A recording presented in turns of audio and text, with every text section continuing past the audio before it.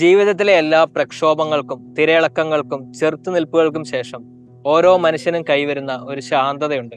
പരാതികളില്ലാത്ത തിരക്കുകളില്ലാത്ത ആ ശാന്തതയിലേക്ക് ഓരോ മനുഷ്യനും നടന്നു കയറണം. അവിടെ ഇരുന്ന് സമാധാനമെന്ന ലഹരി നുണഞ്ഞ് പിന്നിട്ട വഴികളിലേക്കൊന്ന് തിരിഞ്ഞു നോക്കുമ്പോൾ, ആരോടെങ്കിലും കടന്നു വന്ന കൈപ്പേറിയ അനുഭവങ്ങളെക്കുറിച്ച് പങ്കിടുമ്പോൾ നമ്മുടെ മുഖത്ത് വിരിയുന്ന ഒരു ചിരിയുണ്ട്. സ്തുതി വാൽമീകം തന്റെ ഓർമ്മകളിലേക്ക് വഴുതി വീഴുമ്പോഴും നമുക്ക് കാണാൻ കഴിയുന്നത് അതേ ചിരിയാണ്. ആലത്തൂരാരാ ഉള്ളത്? എൻ്റെ എല്ലാവരും അവിടെയാ, കുടുംബക്കാരും കൂട്ടുകാരും ബന്ധുക്കാരും. കുട്ടിക്കാലം മുതലേ നേരിടേണ്ടി വരുന്ന കളിയാക്കലുകളും കുത്തുവാക്കുകളും അയാളെ ആത്മവിശ്വാസം നഷ്ടപ്പെട്ട ഒരു മനുഷ്യനാക്കി മാറ്റിയെടുക്കുന്നുണ്ട്.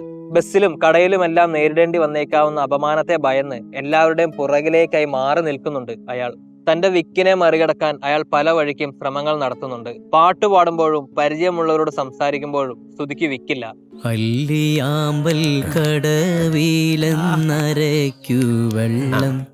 അതുകൊണ്ട് തന്നെ പരിചിതമായ ചുറ്റുപാടുകളിൽ നിന്ന് മാറിയിട്ടുള്ള ഒരു ജീവിതം അയാളുടെ വിദൂര സ്വപ്നങ്ങളിൽ പോലുമില്ല.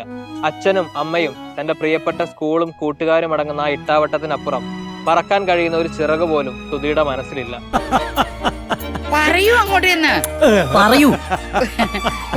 സ്ഥിരമായി സഞ്ചരിക്കുന്ന ബസ്സിലല്ലാതെ ഒന്ന് മാറി സഞ്ചരിക്കാൻ പോലും സ്തുതിക്ക് ഭയമാണ്. അത്തരം സാഹചര്യങ്ങളിൽ അയാളുടെ ഉള്ളിൽ ഉടലെടുക്കുന്ന ഭയം അയാളെ വലിയ അപമാനത്തിലേക്ക് തള്ളിവിടുന്നുണ്ട്. അയാളുടെ അവസ്ഥ മനസ്സിലാക്കാതെയുള്ള മറ്റുള്ളവരുടെ പെരുമാറ്റമാണ് വീണ്ടും വീണ്ടും അയാളെ വലിയ മാനസിക സംഘർഷങ്ങളിലേക്ക് തള്ളിവിടുന്നത്.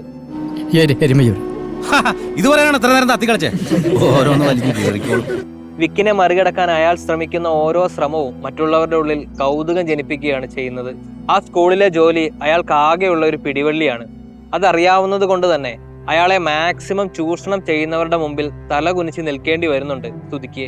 ഈ സ്കൂൾ ഇവിടെ തന്നെയുണ്ട്, വരാൻ പറഞ്ഞ വരണം, മനസ്സിലായോ? കല്യാണം എന്ന ആഗ്രഹത്തിന്റെ വക്കുവരെ അയാൾ ഒരിക്കൽ എത്തിയതാണ്. തനിക്കിണങ്ങുന്ന, തന്നെ മനസ്സിലാക്കുന്ന ഒരു പങ്കാളിയെ തനിക്ക് ലഭിച്ചെന്ന് അയാൾ വിശ്വസിച്ചതാണ്. എനിക്ക് ഫോളോ ചെയ്യാൻ പറ്റണ്ടല്ലോ, പിന്നെന്താ? പക്ഷേ കല്യാണം ഉറപ്പിച്ച അന്ന് സംഭവിക്കുന്ന ചില കാര്യങ്ങൾ അയാളുടെ ആ പ്രതീക്ഷകളെ എല്ലാം തെറ്റിച്ചു കളയുന്നുണ്ട്.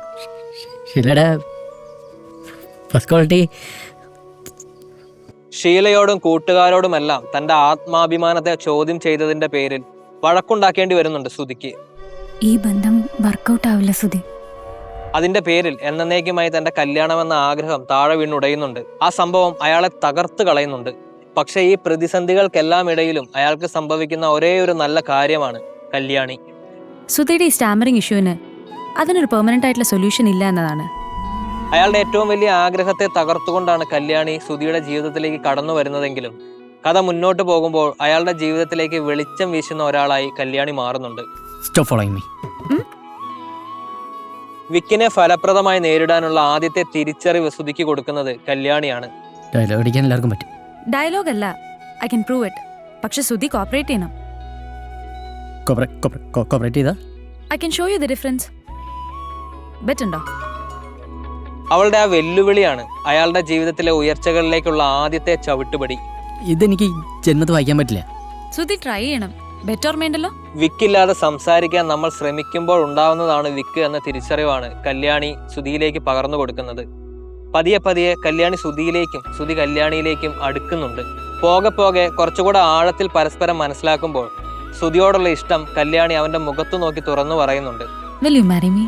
ആദ്യം അത് കേൾക്കുമ്പോൾ അവന്റെ ഉള്ളിൽ ഒരു അമ്പരപ്പാണ് ഉണ്ടാവുന്നതെങ്കിലും അവന്റെ മറുപടി പ്രേക്ഷകനെയും കല്യാണിയെയും ഒരുപോലെ ഞെട്ടിച്ച് കളയുന്നുണ്ട്. അങ്ങനെ മറുപടി പറയാൻ അവനെ പ്രാപ്തനാക്കിയതും കല്യാണി തന്നെയാണ്. ഒരിക്കൽ കൂടി ജീവിതത്തിൽ വലിയൊരു പ്രതിസന്ധിയെ നേരിടേണ്ടി വരുമ്പോൾ ആ കംഫർട്ട് സോൺ ബ്രേക്ക് ചെയ്ത് പുറത്തേക്ക് പറക്കാൻ തീരുമാനമെടുക്കുകയാണ് സുധി. കംഫർട്ട് സോണുകളിൽ ജീവിച്ച് വളരാൻ കഴിയാതെ തളർന്നിരിക്കുന്ന ഓരോരുത്തർക്കും വലിയ പ്രചോദനമാണ് സുധിയുടെ ആ തീരുമാനം. എന്തൊക്കെയുണ്ടായാലും നോക്ക്, നാളെ തന്നെ ഞാൻ അമ്മയെ കാണിച്ചു തരും. ഞാൻ പറയും സാർ, എനിക്കാരും പേടിയില്ല. ആ തീരുമാനത്തിലേക്ക് നടന്നു കയറുമ്പോൾ പ്രിയപ്പെട്ടവരുടെ ചിരി വീണ്ടെടുക്കാനും സുധിക്ക് കഴിയുന്നുണ്ട്. എല്ലാ കടമ്പകളും കടന്ന് പ്രിയപ്പെട്ട സ്കൂളിന്റെ മുറ്റത്ത് കല്യാണിയുടെയും മകന്റെയും കൈപിടിച്ച് നിൽക്കുന്ന സുധി കാണുന്ന പ്രേക്ഷകന്റെ മനസ്സ് നിറയ്ക്കുന്നുണ്ട്. എന്റെ ഭാര്യയാണ് കല്യാണി. സുധിയായി ഉള്ളു തൊടുന്ന പെർഫോമൻസ് ആണ് ജയസൂര്യ കാഴ്ചവെച്ചിരിക്കുന്നത്. ആ കഥാപാത്രത്തിന് വേണ്ടി 100% നൽകാൻ ഒരു നടനെന്ന നിലയിൽ അദ്ദേഹത്തിന് സാധിച്ചിട്ടുണ്ട്.